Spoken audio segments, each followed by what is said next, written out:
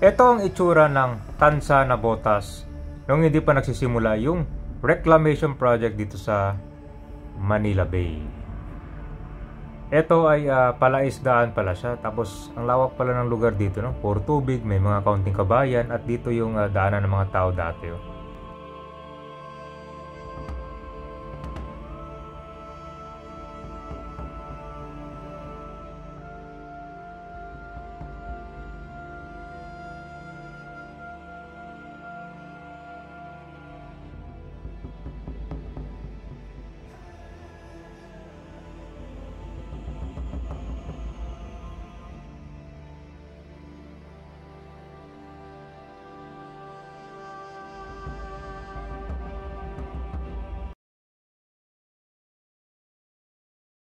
Nandito tayo ngayon sa Women's Club Street. Ito yung Dulong Duhat Plaza. Ito, kakadala natin sa may palengke. So ito kabayan, tatawid tayo ngayon dito. Merong tulay dyan, parang kabilang isla, dadaanan natin. Mag-update tayo dito sa Navotas City. Itong matagal lang nagsimula na reclamation project. So ito kabayan, ito na yung river. Yun. Naglalagay pala sila ng protection dito. So ang dami din pala mga bahay na malapit dito sa river. Tingnan nyo kabayan, halos nasa kalagitnaan na. Ito, protection sa tubig yan. Alright, ito na yung Tansa ng Navotas. Yan.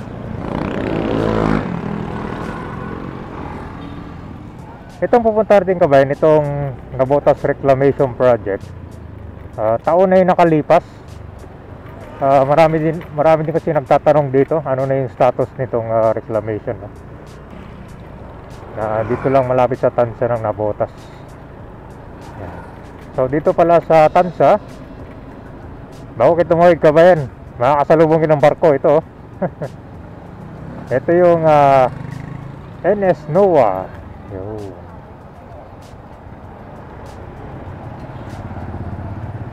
Ito siya, hindi lang pala bahay ito. Tingnan nyo dito sa baba, may establishment yan dito sa baba. Ito kwanto parang samgyup tsaka cafe sa itaas. Itong baba naman, ano mo ito? Ito basta may nail and spa yun sa baba. Maganda yung design ng bahay nyo. Dito kasi sa Navotas kabayan, ito yung fishing hub capital dito sa Philippines. So halos karamihan ng mga hanap buhay nila dito ay pangingista. Yan. So i-update lang natin tong Navotas Reclamation Project after ilang years. Actually malawak na rin yung natambak nila dun. Nandito na tayo sa Tansa, malapit sa reclamation project. Alright guys, ikot muna tayo dito. Ito yung mga housing project dito sa Navotas dati. Yan. Matagal na to siya. Ngayon kasi meron dong ginagawang bagong housing project dito. Doon malapit sa ginawang reclamation project dito sa Navotas. Yan.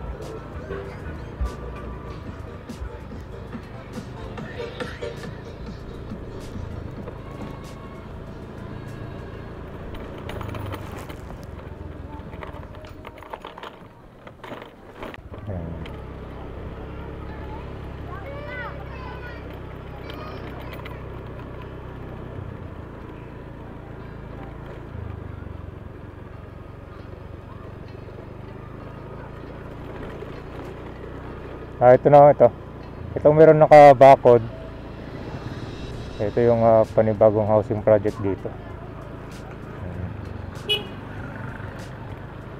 So after ilang taon nung nagsimula yung reclamation dito, ito na siya ngayon. Ayon sa mga natanong ko, dating palaisdaan pala to dito. Yun, nakabakod na. So unang ginawa dito itong kalsada na to, tsaka yung dike. Madadaanan natin mamaya.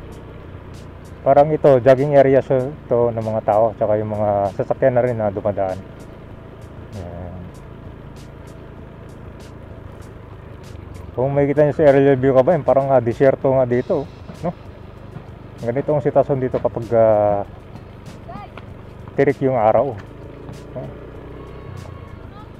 Mayroon palang daan dito. Tinubuan na ng mga talahib after matambak. So ito guys, pakita lang natin yung natambak dito. Tinubuan na pala ng mga grass.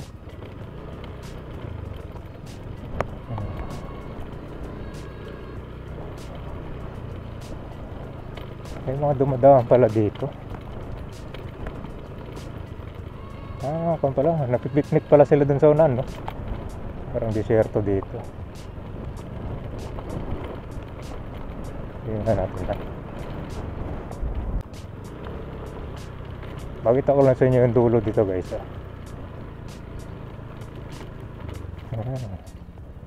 Ayun pala mga heavy equipments.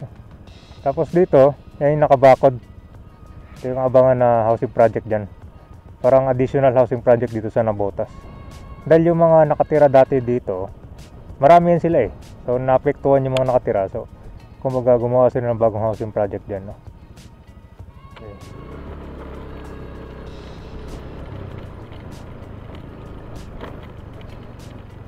Wala na palang daanan dito. So ito na pala guys, after tambak ito, parang disyerto dito. Ito talaga guys, kapag tirik na tirik talaga yung araw dito. Nakita mo yung mga gamit din.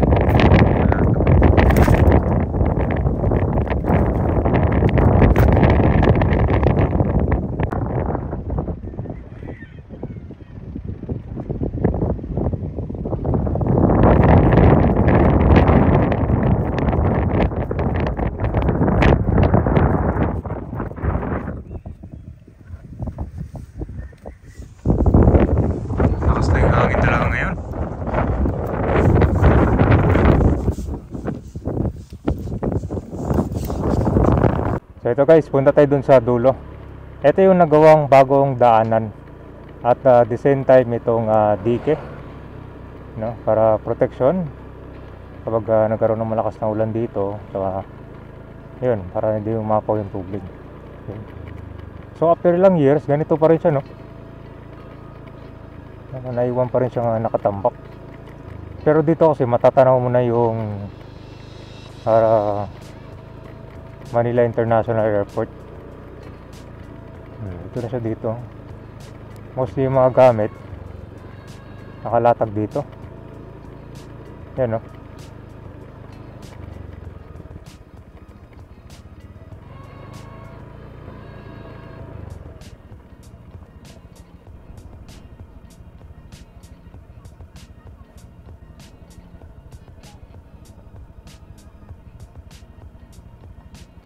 Ito naman yung sa kabila. Ganito kabayan kapag low tide. Kitang kita mo yung tupa dito. Yan, oh. Ang dami mga basura ng kalat, no?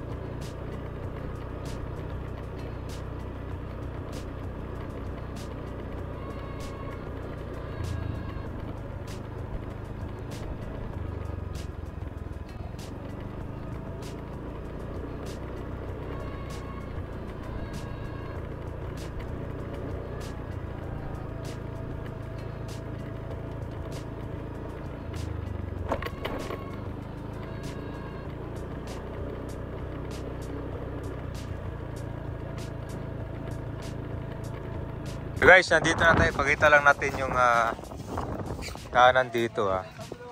Yan, ito sa kabayan dito, tinadak tong kanilang mga bangka.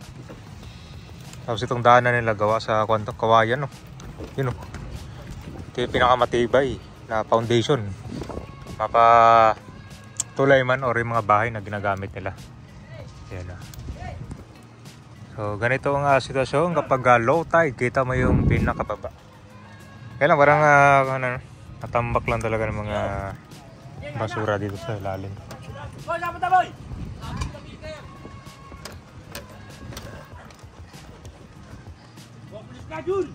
So ngayon lang, sa ngayon, mapapansin nyo yung mga heavy equipments dito. Nakalatag lang dyan tapos hindi gumagalaw ngayon. No? Yung parang paliparan? So yung sa kuan pala sir, sa Navotas Centennial Park, karugtong dito? Tama ba? Karugtong po yan. Magkakaroon ng kuan dito sir, expressway no? Yung doon sa may ship-out. Oo. Sa Cancer Centennial Park. Karugtong po yan. Karugtong dito no? Daw nga ng mga bangka to dito? Doon nga po ito dati. Talaga nung araw pa din sir, dito yan. Bali, maglalakad lang sir hanggang dulo kung saan nakaparada yung bangka niya. Ganyan, tuyo. Anong oras yung tuyo dito sir? Depende sa panahon sir. Panahon? Sir, gabihan. Minsan no, may gabi, may umaga, may tubig. Minsan naman gabi, may tubig. Meron ding buong araw na ganito lang. Tari pala, parang disyerto pala dito na. Mainit. Hirap ngayon. Ako kasi, tag-summer sir no?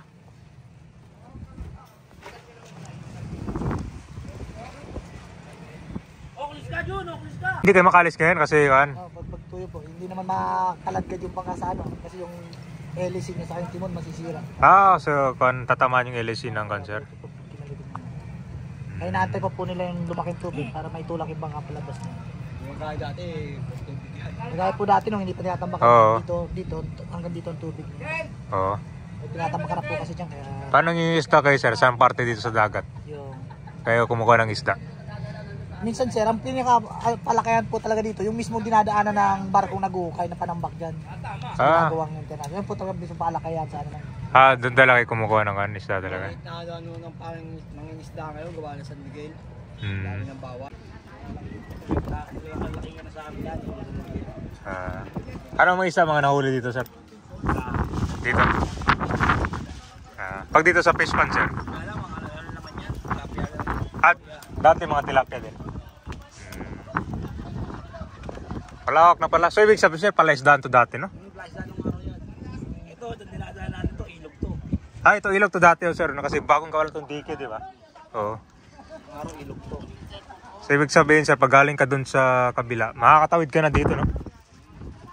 Kaya pala. Dating ilog. Gandun yan. Ay, yung basura na yun. Oo. Kaya nga sir, parang ginawang jogging area na ito ng ano.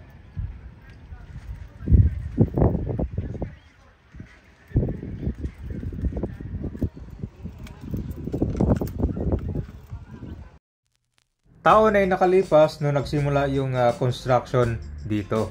Ito ay envision to create a mixed-use community. Marami pala mga residential, institutional, commercial, at iba pa. So ngayon, ito na siya ngayon yung dating palaisdaan nito eh. At mapapansin nyo yung ibang lugar dito, parang tinutubuan na ng mga grass, mga damo. Yan. Pero marami din mga heavy equipments na nakalatag dito. Tulad dito mga barko,